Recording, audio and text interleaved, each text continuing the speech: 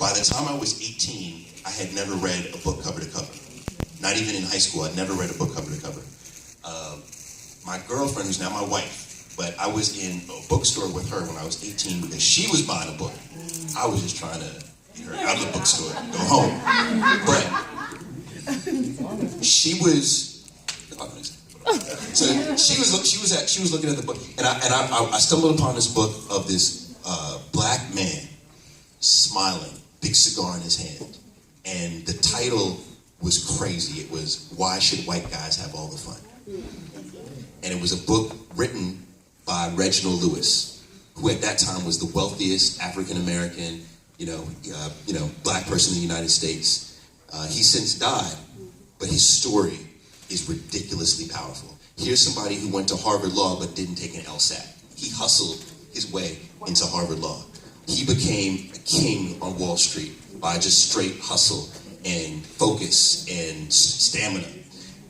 I read that book in 3 days, and the book changed my life. And it put me on a different path, literally that book. So that book is a book that I give right now on, Christmas, that kind of thing. So I recommend Why Should White Guys Have All the Fun by Reginald Lewis. We need to know our history. We need to know about Reginald Lewis, and I guarantee it's going to be an inspirational book. Now, my counter to a book is this, is that, talking about these billionaires, with Oprah and Enver, Oprah prides herself on being this reader, right? But what's interesting is that I've seen people like Michael Lee Chin and, Enver Yucel is a good example, who actually don't read. And it's interesting to say that, because you don't hear that often. That you're like, and not saying that he can't read or he doesn't pick up a newspaper, but they don't read. My father has done great in business. He doesn't read. How do they do so well? How are they so learned, but not read? And they're not listening to podcasts and not doing it. They do something that I find another habit of very successful people. They get their information from other people. And this is what I find to be fascinating. So Mr. Yucel, he was in town 2 weeks ago here. Whenever he comes to DC, his assistant will call me and say, Paul, I want you to put I'm going to have dinner on Tuesday night. I want 12 people at that table on Tuesday night. Or I'm going to have dinner on Thursday night. I want to have 15 people. I'm going to pay for everybody, but I want 15 people at this table. When I was with Oprah, I would see that Oprah would go out to dinner and there would be like 20 people at her table.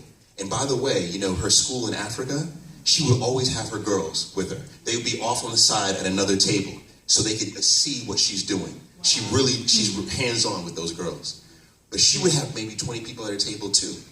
And what I realized is that most people get their news from the news. But if you think about the news is what happened. The news is what already happened, right? When you sit down and you talk to people, especially if you talk to subject matter experts, they will inform you of what will happen. Yes. They're going to tell you the news that's going to happen next week, next year. So these super sophisticated folks, they get their information from other people.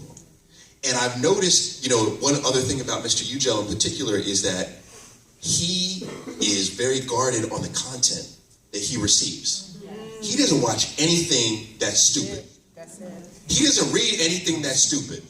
He doesn't hang around anybody that's stupid, right? His whole focus is, can this inform me? Can this inspire me? Can this make me a better person? Even his entertainment is around, okay, this could be entertaining, but it also needs to be uplifting. Because my faith system needs to be so high in order to do these things that I'm doing, right? So the book, I definitely recommend read as much as you can, but at the same time, going back to the network and how do you build, like with Sade in the end, is invite Sade to dinner. Or if you can't foot the bill for dinner, say, hey, let's all go out for tea, right? Sade, you bring 5 people and let's just all talk for 30 minutes, right? Just in that time, you're going to learn more than you can get out of reading a blog for 30 minutes. Right. Absolutely. And let's clap for that. exact thing about reaching out to people. I reached out to you. Didn't know you from nothing. You don't know me. You didn't know me. See, but we're in each other's network now. Exactly, exactly. And I just, like I said, social media. And I just saw that we had some things in common. He inspired me. So I said, hey, he would be a perfect candidate for, for what I'm trying to do with people. And you just got to reach out. Vicki Johnson coming tomorrow. I just admired her, and I just reached out to her. And now we're like besties. I'm coaching her daughter, in her business. You just never know. You have to just follow your heart. But you do. Sometimes we got to get from behind that computer and have those face-to-face. It's about building relationships. That's key. It's about building those relationships. So